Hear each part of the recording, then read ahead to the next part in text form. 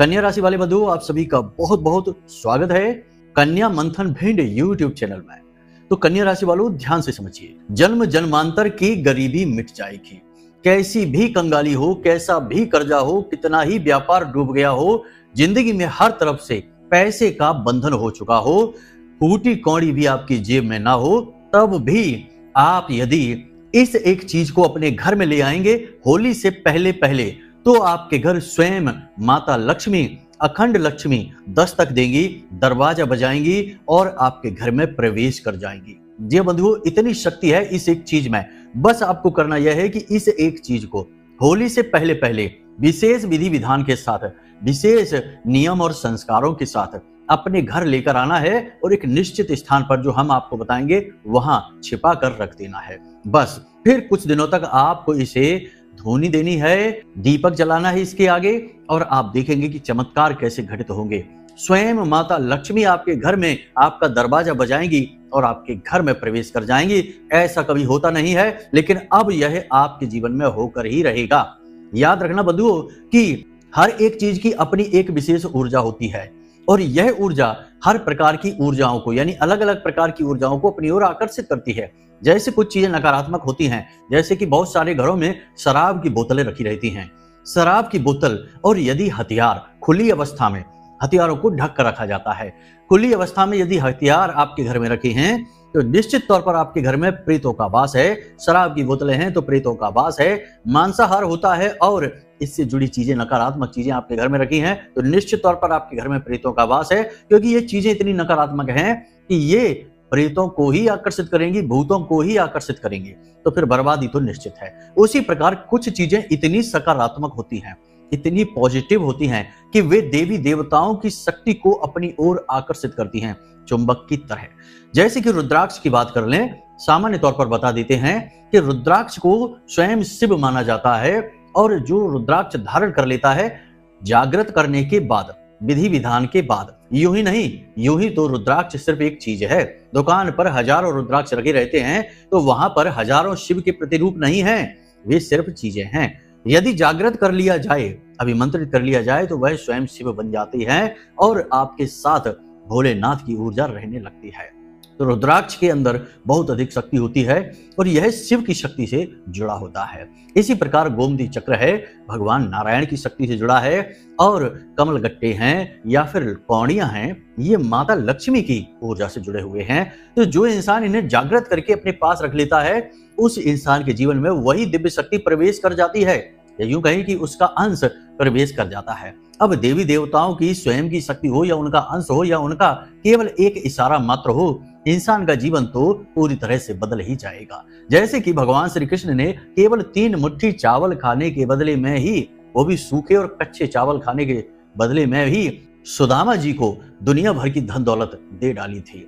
तो कहने का मतलब यह है कि भगवान की कृपा चाहे कितनी ही कम, आंशिक ही क्यों ना प्राप्त हो जाए, यदि प्राप्त हो जाती है तो जीवन रातों रात बदल जाता है। तो बस बंधुओं, आज हम आपको इसी एक चीज के विषय में बताने जाएंगे। साथ ही साथ हम आपको कुछ ऐसे बहुत ही शक्तिशाली और बहुत ही गुप्त छिपे हुए उपाय और नुस्खे बताएंगे, जो आपको आज अभी से, जब आप इस कार्यक्रम को देख रहे हैं तभी से शुरू कर देना है, और लगातार 14 मार्च तक ये उपाय आपको करने हैं, यानी कि होलिका दहन तक आपको ये उपाय करने हैं।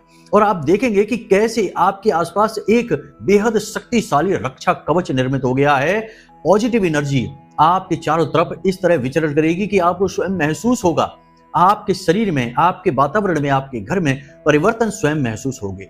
ऐसे शक्तिशाली उपाय और नुस्खे हम आपको बताएंगे। बंधुओं, याद रखना कि यह जो समय चल रहा है 7 तारीख से लेकर 14 तारीख तक का, यह होलिका अष्टक का समय होता है। इस समय में दैवीय शक्तियां और पिशाची शक्तियां बहुत अधिक सक्रिय हो जाती हैं, बहुत अधिक ताकतवर हो जाती हैं। अब आप यदि सकारात्मक रहते हैं, उपाय विधि विधान के साथ करते हैं, तो आप दैवी शक्तियों को अपनी ओर आकर्षित करके उनसे पूरा लाभ ले सकते हैं। और यदि आप नकारात्मक रहते हैं, भूल चूक से भी गलत कार्य आपके हाथों से हो जाता है, तो आप अनजाने में ही पैशाचिक शक्तियों को, भूतों प्रेतों को अपने जीवन में आमंत्रित कर देते हैं।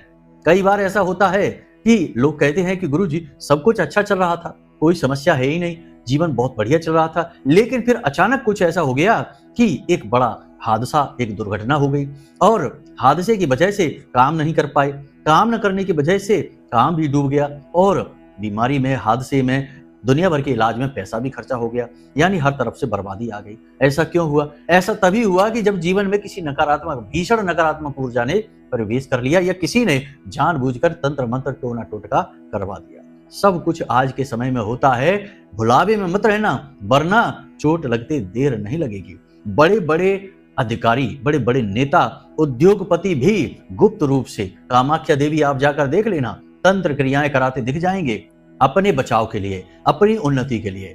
बड़े बड़े राजनेता, कई राजनेता तो ऐसे हैं जिन्हें अपनी गद्दी, अपनी सीट उसी तंत्र मंत्र की क्रिया के आधार पर मिली थी, जिसकी वजह से उन्होंने ये शक्ति प्राप्त की थी। कहने का मतलब यह है कि चीजें बहुत सारी हैं, लेकिन लोग छिपा कर रखते हैं, बताते नहीं है। ऊपर ऊपर से सब साधारण लगता है, लेकिन अंदर गहराई में जाएंगे तो चीजें बिल्कुल बदल जाती हैं। जी हाँ बंधुओं, हमारे पास तो लाइव उदाहरण हैं, हम तो अच्छी तरह से जानते हैं ऐसे बहुत सारे लोगों को जिन्होंने तंत्र मंत्र के बल पर बहुत शक्ति, बहुत धन, बहुत सारी माया हासिल की। जी हाँ बंधुओं, और अच्छा जीवन जी रहे हैं, सुख भोग रहे हैं, दूसरों का भी हित कर रहे हैं और खुद भी अच्छा सुंदर जीवन व्यतीत कर रही है। तो आप समझिए कि तंत्र मंत्र का मतलब यही नहीं होता कि किसी की जिंदगी बर्बाद कर दो। तंत्र मंत्र खुद की उन्नति के लिए भी प्रयोग किया जाता है। छोटे छोटे जो उपाय, तुलसी मैया को जल अर्पित करना भी एक तंत्र का हिस्सा है। तो तंत्र मंत्र से डरिए नहीं। तंत्र मतलब एक व्यवस्था, एक सिस्टम जिसके अंतर्गत कोई कार्य किया जाता है। आप सत्यनारायण की कथा करवाते हैं, वह भी एक तंत्र ही है, तो यहाँ डरने की जरूरत नहीं है। हाँ, तंत्र का नकारात्मक रूप यानी कि काली तांत्रिक क्रियाएं ज्यादा खतरनाक होती हैं, उनसे बचाव आपको करना है, उन्हें करना नहीं है। उन्हें अपने रक्षा के लिए, उन क्रियाओं से रक्षा के लिए अपने आप को तैयार करना है, रक्षा कवच मजबूत करना है। तो बंधु, कहने का मतलब यह है कि आज का यह कार्यक्रम आपको जबरदस्त लाभ देने वाला है, धन दौलत के, और आपके आसपास एक मजबूत रक्षा कवच भी बना देगा, ताकि इस होलिका अष्टक के विशेष भीषण नकारात्मक काल में कोई काली तांत्रिक क्रिया आपका बाल भी बांका ना कर सके। जी हाँ बंधुओं, बहुत ही ज्ञानवर्धक कार्यक्रम है, बहुत ही ज्यादा ज्ञान, बहुत ही सटीक उपाय आज हम आपके लिए लेकर आए हैं। बस कार्यक्रम को आपको अंत तक देखना है, यही आपसे निवेदन है, तो हमारी मेहनत भी सफल होगी और महामाई की कृपा भी आप तक पहुंचेगी। तो चलिए जल्दी से कमेंट बॉक्स में लिख डालिए, जय मां भद्रकाली कृपा करो। महामाई निश्चित तौर पर आपके ऊपर कृपा करेंगी, हमें पूर्ण विश्वास है। और 14 मार्च को एक विशेष महा आयोजन किया जा रहा है मां बगला को समर्पित।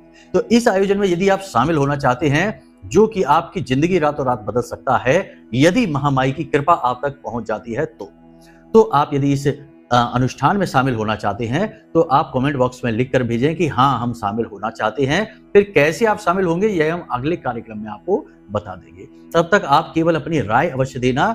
बाकी जिनको नहीं शामिल होना, कोई जबरदस्ती नहीं है, तो डरने की जरूरत नहीं है और ना ही उल्टे सीधे कमेंट करने की जरूरत है। यह तो एक सर्वहितार्थ क्रिया है जिसमें सबका हित हो जाएगा, सबके लिए फलीभूत होगी यह क्रिया। वैसे तो हम करेंगे ही अपने और अपने जानने वाले भक्तगणों के लिए, महामाई के भक्तों के लिए तो हम ये क्रिया करेंगे ही। बस आपसे इसलिए कह रहे हैं कि यदि आप चाहें तो शामिल हो जाएं, आपका भी उद्धार हो जाएगा, महामाई की कृपा आप तक पहुंच जाएगी।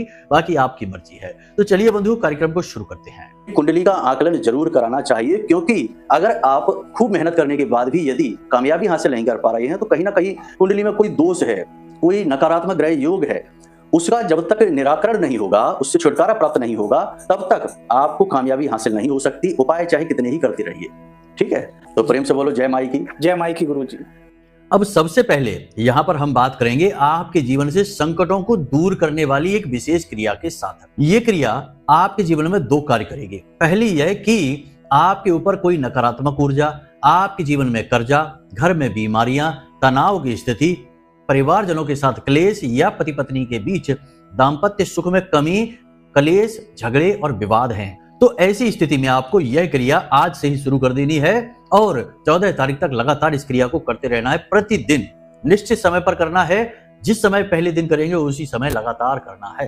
तो अब ध्यान से सुनिए क्या है यह क्रिया। बहुत ही सरल क्रिया है।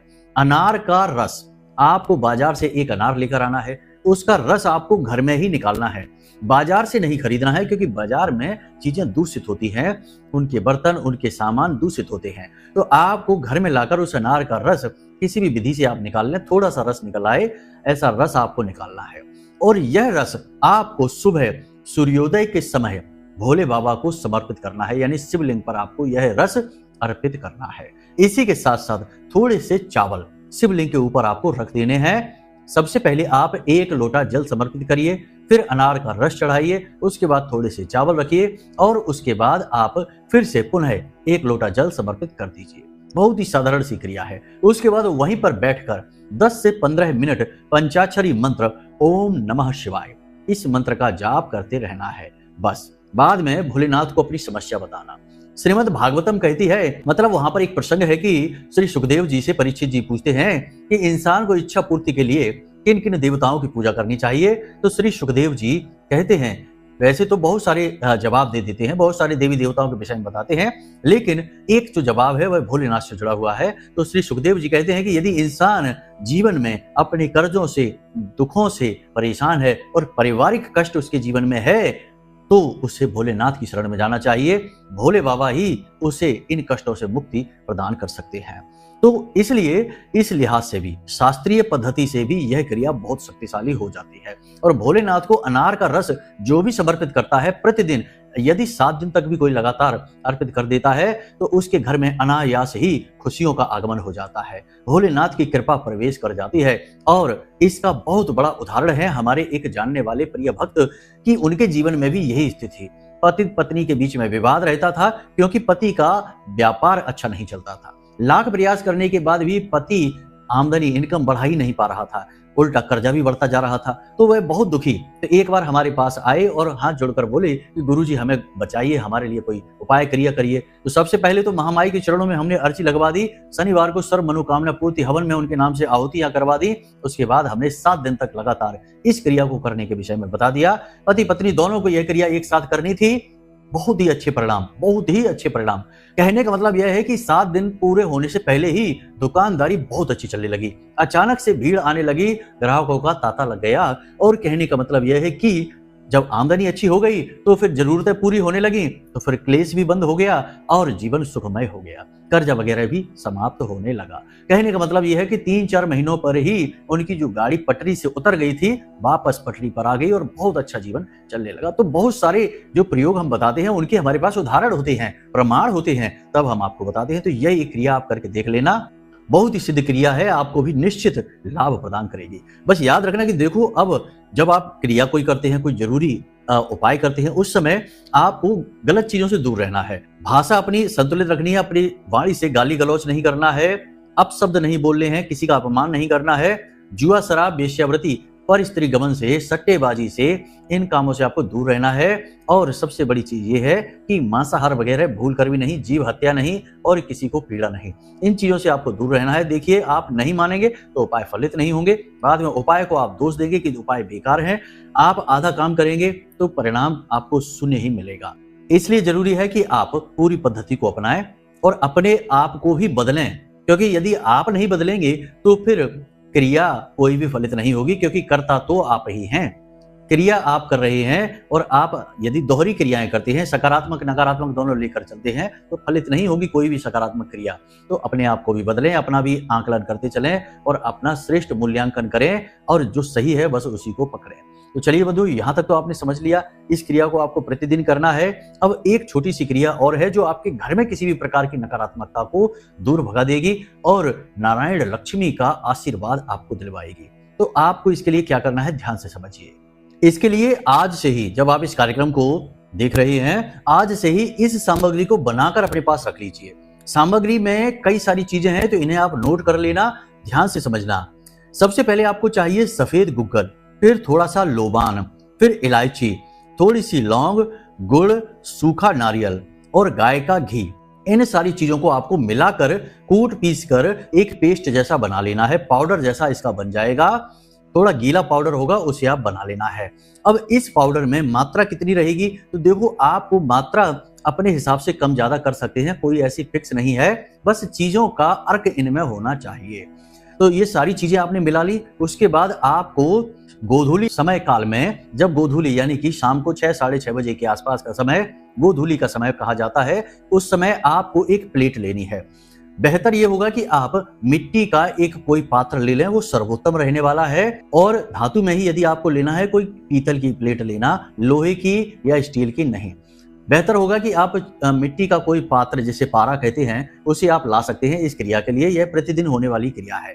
तो इस पात्र में आपको थोड़ा सा भीमसेनी कपूर रखना है और उसे जला देना है, और उस भीमसेनी कपूर के ऊपर आपको यह सामग्री थोड़ी सी डाल देनी है। अब इस सामग्री को जब आप उस कपूर पर डालेंगे तो तेज धुआं उठेगा, सुगंधित धुआं। चारों तरफ घर में इस धुएं को फैलने देना, इसे धूनी देना कहते हैं। धूनी देने की क्रिया बहुत शक्तिशाली होती है। प्राचीन काल से यह क्रिया चली आ रही है और संतों की मंडली में अक्सर यह क्रिया की जाती थी, जिसे धूनी रमाना कहते थे।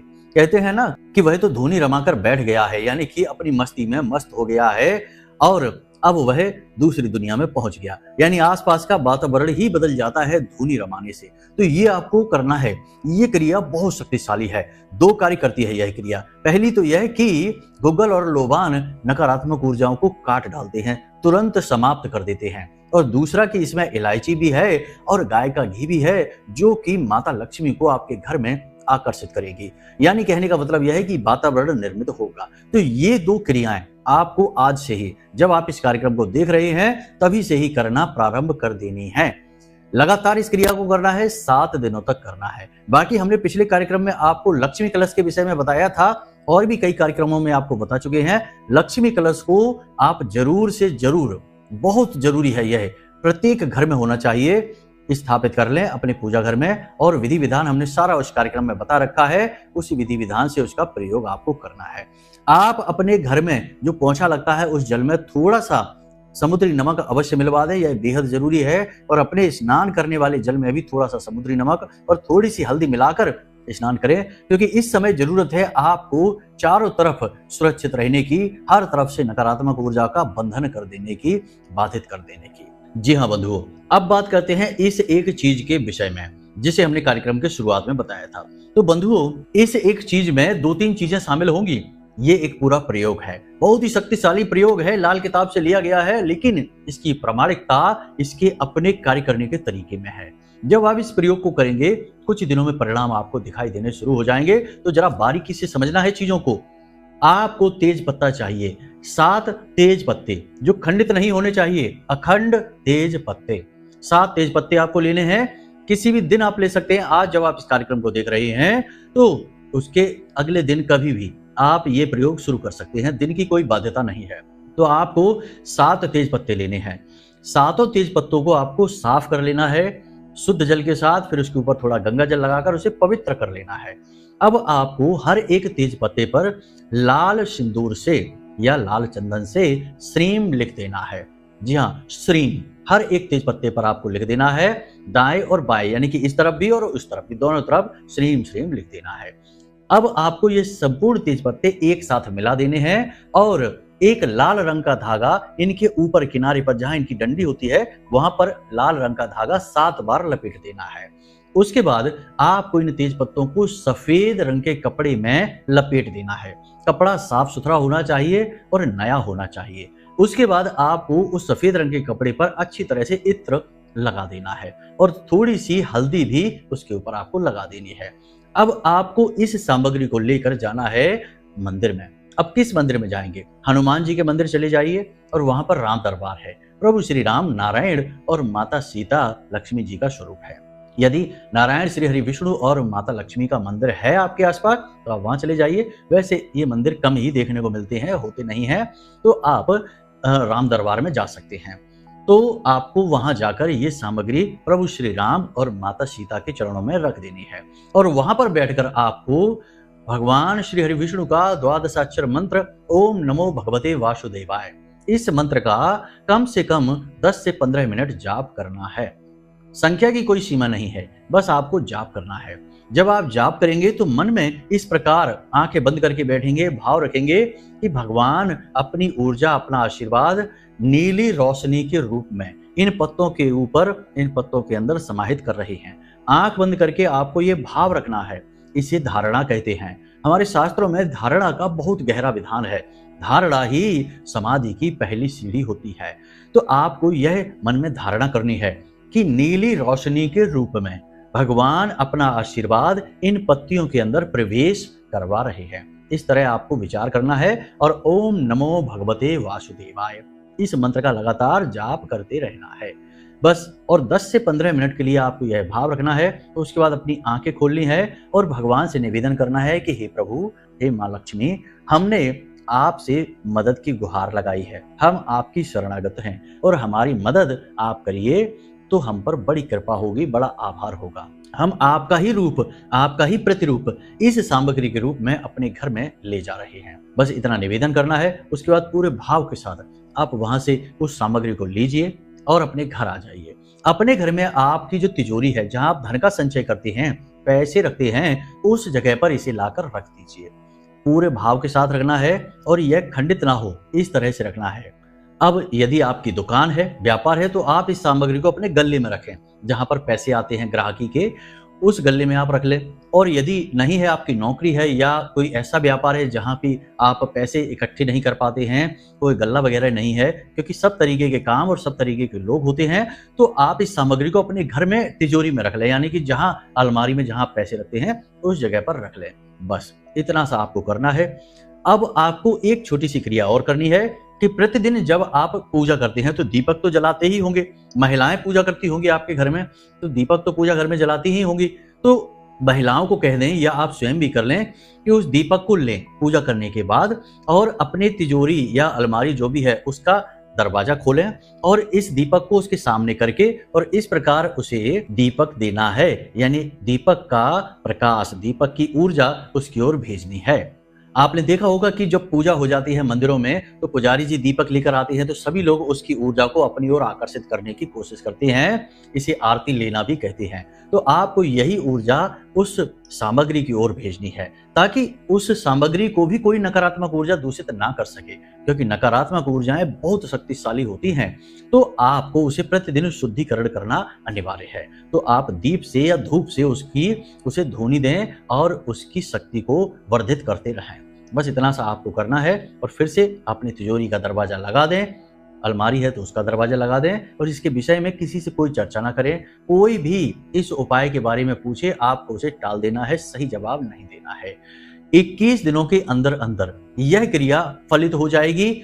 इसका फल तो आपको पहले दूसरे दिन से ही मिलना शुरू हो जाएगा, लेकिन 21 दिनों के अंदर अंदर यह अपनी मौजूदगी दर्ज करा देगी कि हाँ, हमने कोई बड़ा उपाय किया था और हमें उसका फल मिल चुका है। यह भाव आपके मन में आ जाएगा, क्योंकि यह प्रमाण दे देगी। बहुत शक्तिशाली क्रिया है, इसे आप करके देखिए। बहुत ही जल्दी इसके परिणाम आपको प्राप्त होते हैं।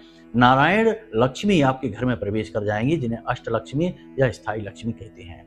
अब चलिए बंधु, आज के इस कार्यक्रम को यहीं पर विराम देते हैं। कोई प्रश्न मन में उठे तो कोई चिंता की बात नहीं है, नंबर हमने वीडियो में दे रखे हैं। इन्हीं नंबरों पर फोन करिए और अपने शंकाओं के समाधान करिए। साथ ही साथ यदि कुंडली का विश्लेषण कराना है तो उसके लिए भी नंबर यही है, इन पर कॉल करिए और अपनी सारी शंकाओं का समाधान कर लीजिए। तो चलिए बंधु, आज के इस कार्यक्रम को यहीं विराम देते हैं। हमेशा हंसते रहिए, मुस्कुराते रहिए, सकारात्मक रहिए। महामाई पर अपनी आस्था और विश्वास बनाकर रखिए, क्योंकि आपका उद्धार वहीं से होना है। तो प्रेम से बोलिए जय माई की। महामाई आपका कल्याण करें। धन्यवाद।